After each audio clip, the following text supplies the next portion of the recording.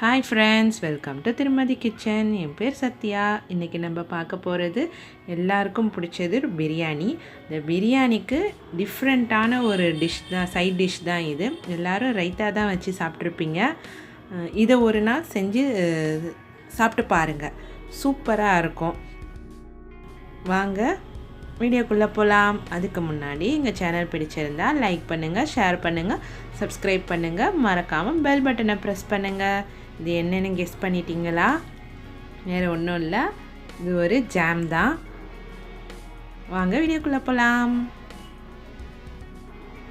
தக்காளியில் தான் இது செய்கிறது. நான் இதுக்கு ஒரு 5லேருந்து ஒரு 6 தக்காளி, நல்ல பெரிய பெரிய தக்காளியாக நான் எடுத்திருக்கேன். அதை இந்த மாதிரி நீல வாக்கிலேயே கட் பண்ணிக்கோங்க. கட் பண்ணி நல்லா வதக்கணும். அதில் தண்ணி எல்லாம் எதுவுமே நீங்கள் சேர்க்கக்கூடாது. அது இதில் பாத்திரத்தில் வச்சதுமே தக்காளியே ஒரு மாதிரி தண்ணி விடும். ஸோ அந்த இதிலேயே தான் அது வதங்கணும். நல்லா வதக்குங்க. நடுவில் இந்த மாதிரி குத்தி விட்டுக்கிட்டே இருங்க. அந்த பச்சை வாசனை போகணும்.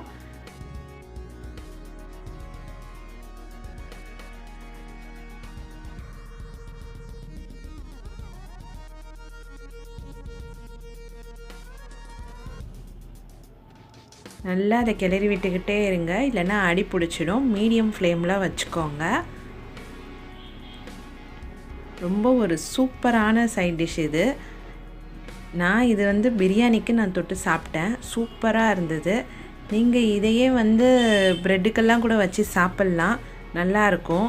ப்ரெட்டு, சப்பாத்தி இதுக்கெல்லாம் கூட வச்சு சாப்பிட்லாம், சூப்பராக இருக்கும். நல்ல டேஸ்டியான டிஷ் இது. இது நம்மளுக்கு கடையில் வாங்கினா கூட இந்த மாதிரி ஒரு டேஸ்டி கிடைக்குமான்னு எனக்கு தெரியல. ரொம்ப சூப்பராக இருந்தது. இது கொஞ்சோண்டு பிஞ்ச் ஆஃப் சால்ட் மட்டும் சேர்த்துக்கோங்க. நம்ம எந்த ஒரு ஸ்வீட் செஞ்சாலும் கொஞ்சம் சால்ட் நம்ம சேர்த்துக்கிட்டால் தான் அதோட தித்திப்பு நம்மளுக்கு ருசி தெரியும். நம்மளுக்கு பார்த்தா அடி பிடிக்கும். நல்லா அடி பிடிக்காமல் நல்லா கிளறி விட்டுக்கிட்டே இருங்க. தண்ணி கொஞ்சம் கூட சேர்க்க வேண்டாம். இது கூட நான் இப்போ அச்சு வெல்லம் நான் சேர்த்துருக்கேன். நீங்கள் நாட்டு சர்க்கரை இருந்தால் நாட்டு சர்க்கரையும் சேர்த்துக்கலாம், இல்லை உருண்டை வெல்லம் இருந்தால் கூட அதை கூட சேர்த்துக்கலாம். நீங்கள் நல்லா இந்த வெல்லம் கரையும் போது அதில் ஒரு அந்த கலர் வரும் பாருங்கள், அது ரொம்ப சூப்பராக இருக்கும். அப்போவே சாப்பிட்ணும் போல் தோணும்.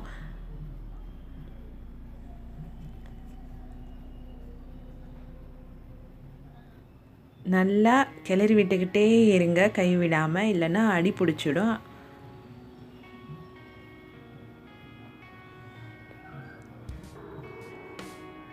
அது வெல்லம் கரையணும். நான் கொஞ்சம் கட்டியாக உடச்சி போட்டுட்டேன், அதனால தான் அது கொஞ்சம் கரைய லேட் ஆகுது. கொஞ்சம் நல்லா பொடியாக நீங்கள் தூள் பண்ணி போட்டிங்கன்னா சீக்கிரம் கரைஞ்சிடும். அது பாருங்கள், அது கலர் எப்படி இருக்குன்ட்டு பார்க்கவே சூப்பராக இருந்தது. எல்லா வெல்லமும் இப்போ நல்லா மெல்ட் ஆகிடுச்சு. இப்போ நல்லா கொதிக்குது. நல்லா கிளறிக்கிட்டே இருங்க. தக்காளியை ஸ்மாஷ் பண்ணி போட்டால் என்னன்னு கூட உங்களுக்கு தோணும். தக்காளியை ஸ்மாஷ் பண்ணி போட்டிங்கன்னா அந்த பல்ப்பெல்லாம் நம்மளுக்கு எல்லாம் அப்படியே என்ன சொல்கிறது, நல்லா மசிஞ்சிடும். இதில் நீங்கள் தக்காளியை முழுசாக அப்படியே கட் பண்ணி போட்டு அந்த பல்ப்பெல்லாம் என்ன சொல்கிறது, நல்லா குண்டு குண்டாக தெரியும். பார்க்கவே நல்லா அழகாக இருக்கும். அந்த தோல் எல்லாமும் நம்மளுக்கு சாப்பிடும்போது அந்த ஒரு டிஃப்ரெண்ட்டாக இருக்கும். நம்மளுக்கு ஜாமே தக்காளி ஜாமே, இந்த டொமேட்டோ ஜாமே நம்மளுக்கு டிஃப்ரெண்ட்டாக இருக்கும்.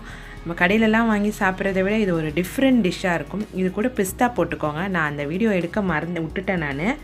ஸோ இது கூட பிஸ்தாவை நல்லா அந்த ஓடை எடுத்துகிட்டு நல்லா முழுசாக போட்டுக்கோங்க. முழுசாக வேண்டான்னு நினைக்கிறவங்க தூள் பண்ணி போட்டுக்கலாம். இதில் முழுசாக போட்டிங்கன்னா அது அந்த ஜாமோடு சேர்ந்து கலந்து சாப்பிடும்போது இன்னும் சூப்பராக இருக்கும் அந்த பிஸ்தா. பாருங்கள், நம்மளோட ஜாம் ரெடி ஆகிடுச்சு. பாருங்கள், மேலே கார்னிஷுக்கு நான் கொஞ்சம் பொடி பண்ணி பிஸ்தா போட்டுக்கிறேன். இது ரொம்ப சூப்பரான டிஷ். இது நீங்கள் சப்பாத்திக்கும் தொட்டு சாப்பிட்லாம், ப்ரெட்டுக்கும் சாப்பிட்டு பாருங்கள், ரொம்ப நல்லாயிருக்கும். பிடிச்சிருந்தா லைக் பண்ணுங்கள், ஷேர் பண்ணுங்கள், சப்ஸ்கிரைப் பண்ணுங்கள், மறக்காமல் பெல் பட்டனை ப்ரெஸ் பண்ணுங்கள். Thank you friends. நெக்ஸ்ட் வீடியோவில் பார்ப்போம்.